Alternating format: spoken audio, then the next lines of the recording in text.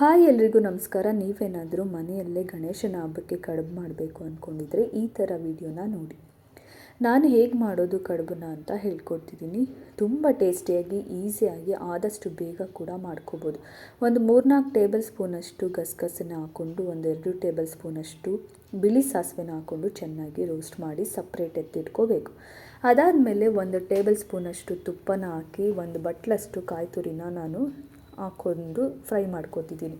ಅದನ್ನು ಚೆನ್ನಾಗಿ ಫ್ರೈ ಮಾಡ್ಕೊಂಡ್ಮೇಲೆ ಅದಕ್ಕೆ ಒಂದು ಸ್ವಲ್ಪ ಏಲಕ್ಕಿ ಪೌಡರ್ನ ಹಾಕ್ಕೋಬೋದು. ಜೊತೆಗೆ ಸ್ವಲ್ಪ ರುಚಿಗೆ ಎಷ್ಟು ಬೇಕೋ ಅಷ್ಟು ಬೆಲ್ಲನ ಹಾಕ್ಕೊಂಡು ಅದನ್ನು ಕೂಡ ಮಿಕ್ಸ್ ಮಾಡ್ತಿದ್ದೀನಿ. ಅದನ್ನು ಹಾಕಿದಾಗ ರಸ ಬಿಟ್ಟಾಗ ಟೇಸ್ಟು ಕೂಡ ಹಂಗೆ ಬರುತ್ತೆ. ಜೊತೆಗೆ ಸ್ವಲ್ಪ ದಪ್ಪ ಬೆಲ್ಲ ಇದ್ರೂ ಅಲ್ಲೇ ಕರಗೋಗುತ್ತೆ ಬಿಸಿಗೆ. ಹಾಕಿ ಚೆನ್ನಾಗಿ ಫ್ರೈ ಮಾಡಿಕೊಂಡು ನೀಟಾಗಿ ಅಷ್ಟು ಎಲ್ಲ ಆದಮೇಲೆ ಅದಕ್ಕೆ ಸಪ್ರೇಟ್ ಎತ್ತಿಟ್ಟಿಟ್ಕೊಂಡಿರೋ ಬಿಳಿ ಸಾಸಿವೆದು ಮತ್ತು ಗಸಗಸೆ ಎರಡನ್ನೂ ಹಾಕಿ ಮಿಕ್ಸ್ ಮಾಡ್ಕೋಬೇಕು. ಮಿಕ್ಸ್ ಮಾಡಾದಮೇಲೆ ಸಪ್ರೇಟ್ ಎತ್ತಿಟ್ಕೋಬೇಕು.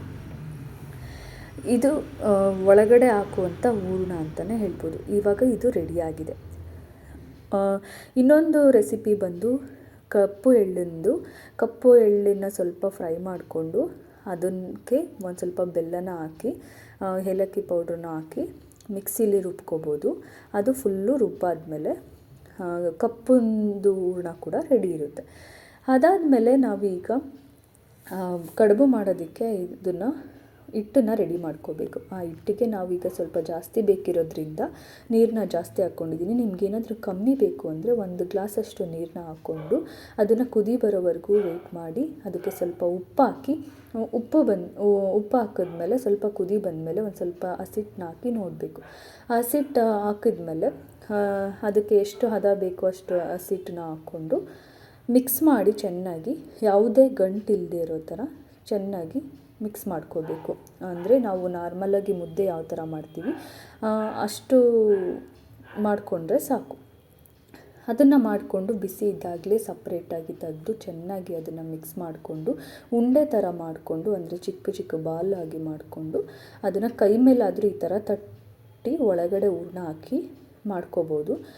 ಆ ಥರ ಬರಲಿಲ್ಲ ಅಂದರೆ ನೀವು ಸಪ್ರೇಟಾಗಿ ಉಂಡೆ ಮಾಡಿಕೊಂಡು ಚಪಾತಿ ಹಿಟ್ಟು ಹೇಗೆ ನಾವು ಸ್ವಲ್ಪ ಒತ್ತುತ್ತೀವಿ ಆ ಥರ ಸ್ವಲ್ಪನೇ ಚಿಕ್ಕದಾಗಿ ಅದನ್ನು ಒತ್ತಿಟ್ಕೊಂಡು ಅದ್ರ ಒಳಗಡೆಗೆ ಈ ಥರ ನಾವು ಮಾಡಿರುವಂಥ ಹೂರಣನ ಹಾಕಿ ಅದನ್ನು ಕ್ಲೋಸ್ ಮಾಡಿ ತೆಗೆದ್ರೆ ಕಡುಬು ರೆಡಿ ಇರುತ್ತೆ.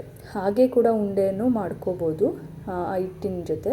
ಆದರೆ ನಾವಿಲ್ಲಿ ಕರ್ಜಿಕಾಯಿ ಮಾಡ್ತಾರಲ್ಲ ಅದನ್ನು ತೊಗೊಂಡಿದ್ದೀವಿ. ಅದ್ರ ಒಳಗಡೆಗೆ ಹಾಕಿ ಆ ಹೂರಣನ ಒಳಗಡೆಗೆ ಹಾಕ್ಕೊಂಡು ಅದನ್ನು ಕ್ಲೋಸ್ ಮಾಡಿ ಎಕ್ಸ್ಟ್ರಾ ಬಂದಿರೋ ಹಿಟ್ಟನ್ನು ತೆಗೆದು ಶೇಪ್ ಬರೋ ಥರ ಮಾಡಿಕೊಂಡು ಕಡುಬನ್ನು ರೆಡಿ ಮಾಡಿ ಇಟ್ಕೊಂಡಿದ್ದೀವಿ. 2 ಥರದ ಹೂರಣನ ಹಾಕಿ ಕಡುಬನ್ನು ರೆಡಿ ಮಾಡಿದ್ದೀವಿ. ನೀವು ಒಂದ್ಸಲ ಮನೇಲಿ ಟ್ರೈ ಮಾಡಿ. ಆದಷ್ಟು ಬೇಗ ಕೂಡ ಮಾಡ್ಕೋಬೋದು. ತುಂಬ ಈಸಿಯಾಗಿರುತ್ತೆ. ಜೊತೆಗೆ ಅಷ್ಟೇ ಟೇಸ್ಟಿಯಾಗಿ ಕೂಡ ಇರುತ್ತೆ. Thank you.